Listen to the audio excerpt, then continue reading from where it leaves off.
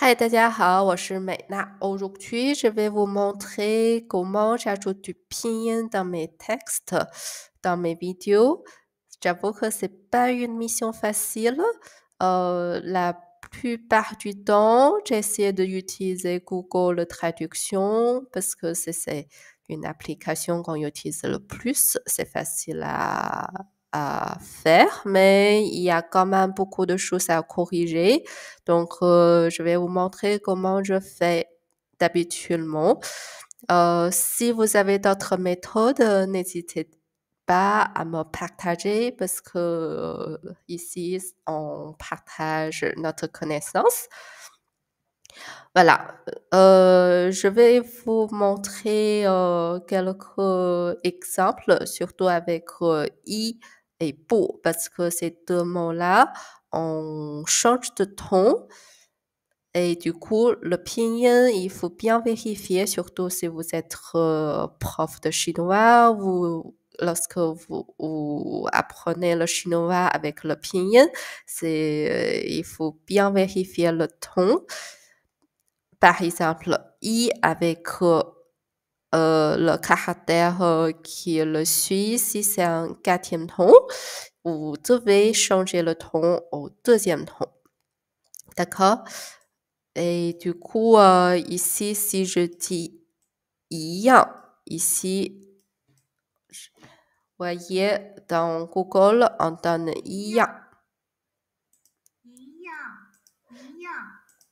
La prononciation est bonne, mais pinyin n'est pas bonne, voyez. On ne dit pas yang, on dit yang. C'est pas correct. Et du coup, pour le deuxième mot qui est aussi le même cas, c'est avec bu. Bu, par exemple, si un quatrième ton qui le suit, on doit changer le ton aussi. Par exemple, si je dis 不要, normalement, on dit pas 不要. Voyez ici, il montre 不要. Et ça, on ne peut pas,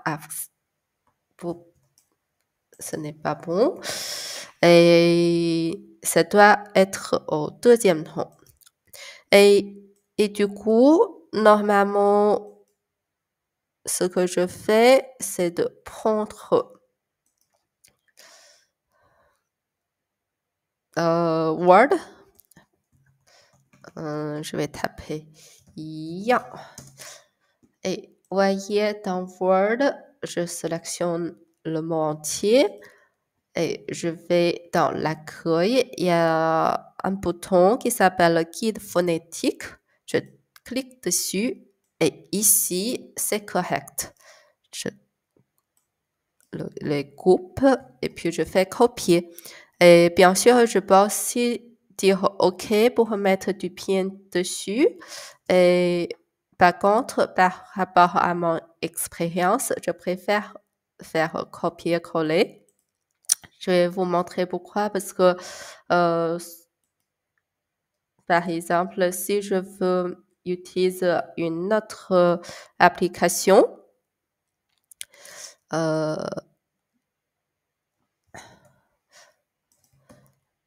et je vais copier tout ça et coller.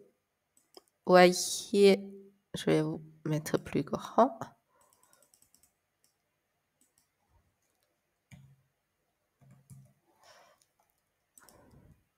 Ils vont mettre entre parenthèses et comme j'ai coupé, donc il a mis les deux ensemble. Et si je mets une phrase, par exemple, 我是法国人，我不是法国人，我不是法国人。Comme ça, on va si bu est bien. 可以。Voilà. 我不是法国人. Voyez, c'est bien traduit. Donc, je ne vais pas mettre coupé. Je vais faire OK. Et 我不是法国人. si je vous mettre dans un autre support.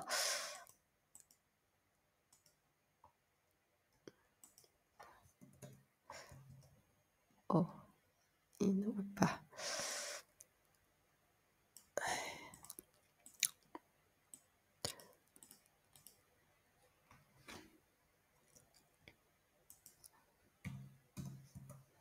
Voilà, vous voyez, il donne du pinyin à chaque caractère. Si vous préférez de faire comme ça, un après l'autre, vous pouvez, mais moi, je fais une phrase par une autre. Donc, ce que je fais, c'est de prendre les pinyins couperés et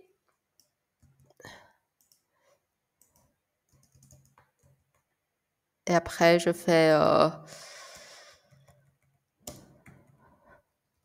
et je corrige.